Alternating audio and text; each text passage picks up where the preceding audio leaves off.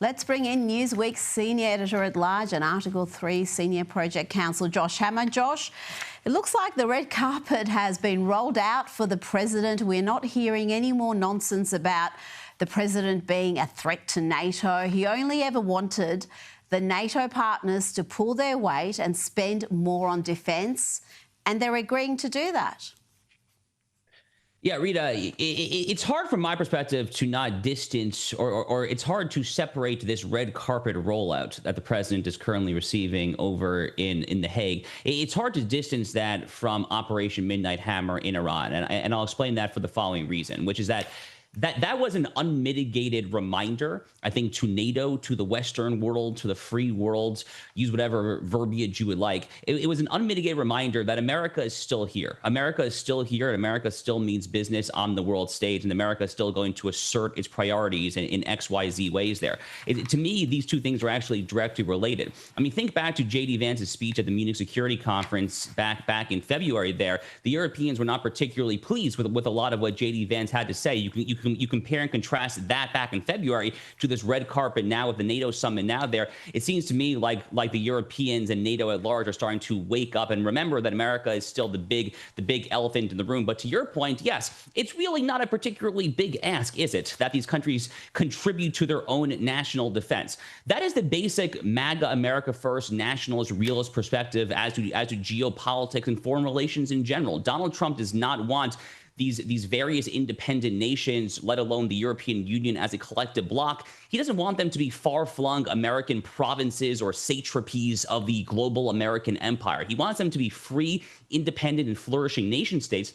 And the only way that they can do that is if they contribute sufficiently to their own self-defense. The final thing I'll say is that this is all kind of part of a long-term plan for the United States to ideally shift its resources to the Indo-Pacific, which is a long time in the making there to deal with our number one threat, the Chinese Communist Party. The goal here is to try to build up the European powers to take care of their own backyard, namely Vladimir Putin and the Kremlin. Now, Josh, we also heard from Marco Rubio earlier today, and he is none too happy with some anonymous deep state hack trying to undermine what Operation Midnight Hammer achieved. Now, anything in the world can be rebuilt, but now we know where it is. And if they try to rebuild it, we'll have options there as well. But all this leaker stuff, these leakers are professional stabbers. That's what they are. They go out and they read this stuff, and then they tell you what it says against the law, but they characterize it for you in a way that's absolutely false. There's no way Iran comes to the table if somehow nothing had happened. This was complete and total obliteration. Josh, what of this report that claims that Iran's nuclear program has only suffered a minor setback?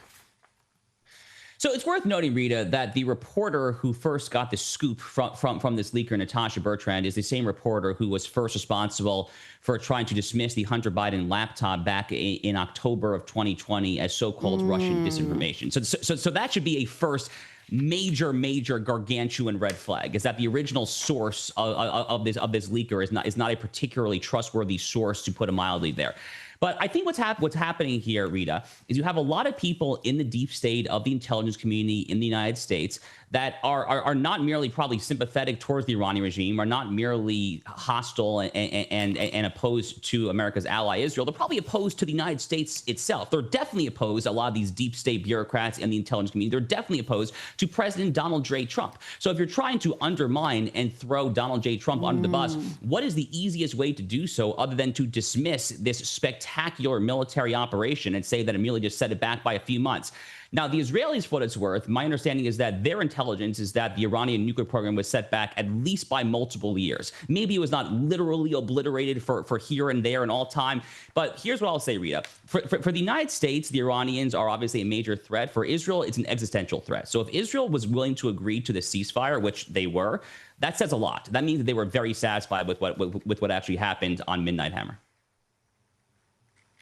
Now, Josh, let's hear from Donald Trump's special envoy to the Middle East, Steve Witkoff. He spoke to Fox News earlier today about a possible new deal with Iran. We're already talking to each other, not just directly, but also through interlocutors. I think that the conversations are promising. We're hopeful that we can have a long-term peace agreement that resurrects Iran, that brings it into the League of Nations. Josh, is that realistic? Could we have a long-term peace deal on the table, one that the Iranians will actually abide by?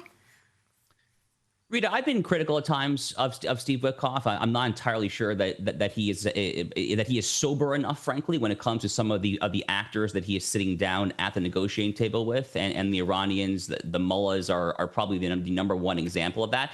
I mean, this is one of the greatest problems going back 2.5, 3, maybe even 4 decades, is that these people are the most sniveling, lying, the biggest liars on the face of the earth, frankly, for lack of a better description there. I mean, you simply cannot trust them to abide by anything remotely resembling the words that are written on a piece of paper. This is one of the myriad flaws of Barack Obama's JCPOA nuclear deal back in 2015. Is one of the reasons why I was skeptical of these repeated rounds of American diplomacy earlier on in the second administration there, is that you simply cannot trust these people, which, by the way, also raised the question as to how you can expect them to abide by the actual ceasefire. Thus far, it seems like it's actually going very well in the very, very, very early stages here. So God willing, that will hold there. But color me profoundly skeptical that this current regime with this current leadership can be brought into the League of Nations, the Western panoply there. Look, I would love nothing less. I would love to be proven wrong there. I just simply do not see it happening. It's just not in the nature of who these people are. It simply defies human nature and human reality. Now, staying with NATO, the Ukrainian president, Volodymyr Zelensky, he's arrived at the summit, and interestingly, he's wearing a suit, Josh. I don't think he wants to annoy President Trump again, but on a more serious note, the end of the Russian-Ukraine war must be a top priority for the president at this meeting. Oh, I think it's his number one priority. I think it is easily his top priority at this current meeting there. Donald Trump campaigned over and over and over again on getting a diplomatic off-ramp, on getting a ceasefire to the Russia-Ukraine war, a war that has gone on for way too long. You know, the media reports incessantly about the various conflicts in the Middle East. All of the wars in the Middle East combined over the past 3.5 years pale in comparison, frankly, to the carnage and the death toll there in Eastern Europe. This has been a horrific, brutal war. The country of Ukraine has been set back by at least a half century, if not more, talking about all the young men and women who have been killed, people who have fled. It's just awful. It's absolutely awful. And ultimately, for what gain? I still kind of sometimes struggle to answer that question to myself there. So this is an absolute pressing priority for President Donald Trump. I'm inclined to think, based on what we were just saying about this new red carpet treatment, this new agreement by some of the European powers to vow to raise their defense spending to 5% of GDP, I'm optimistic that maybe, just maybe, the European powers are willing to play ball here and try to convince both Zelensky and Putin to get and sit down at the negotiating table.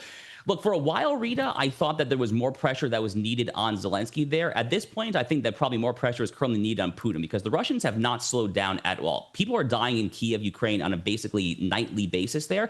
So we'll see. I mean, Trump's going to have to be a little tougher at the moment on Putin. Let's see what kind of sanctions are in the works there. But he's going to do everything he can to try and get a peace deal. That I know for sure. Now, just quickly to other news, we had the Democratic Socialist Zoran Mamdani. He declared victory today in the New York City Democratic mayoral primary.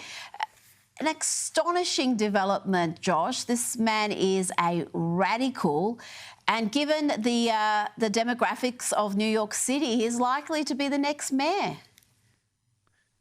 What a catastrophe.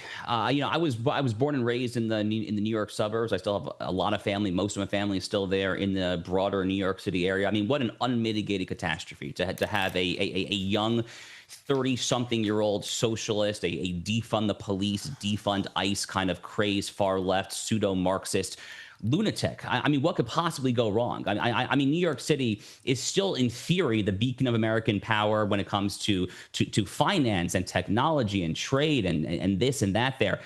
Look, I would expect a lot of industry, of banks, of maybe even stock exchanges to start making a slow egress and exit out of New York in the years to come. And this is actually the way that New Yorkers want to ultimately control their own sovereignty and the destiny. If this is what they want to do, then I think that capital and business will respond in kind. The one thing that I will add, Rita, as a Floridian, is that, I think Florida is close. I'm not sure how many more of these fleeing New Yorkers that we want to come down here to the Sunshine State. But, look, joking aside there, I genuinely do expect that there will be pretty severe repercussions and ramifications when it comes to business and capital trying to flee New York. It is an unmitigated catastrophe for New York City.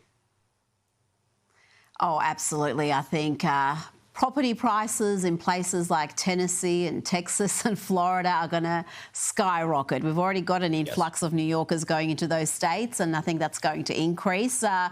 But just on this particular character, he appears to have a bit of the Kamalas about him. Have a listen to this. On the subject of trust, you've adopted different speaking accents in different scenarios. But they go to their local bodega. Is there one that's real and one that's affected?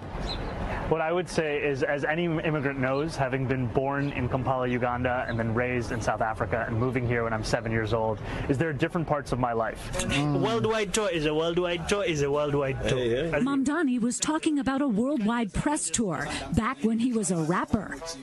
Bring the flavor to the fish, bring the flavor to the rice. In a Disney movie directed by his mother. Nepotism and hard work goes a long way. Josh, I am lost for words. What can you say? New Yorkers, they keep voting for this. You can hardly feel sorry for them. They keep voting for these types of characters. Josh Hammer, thank you so much for your time.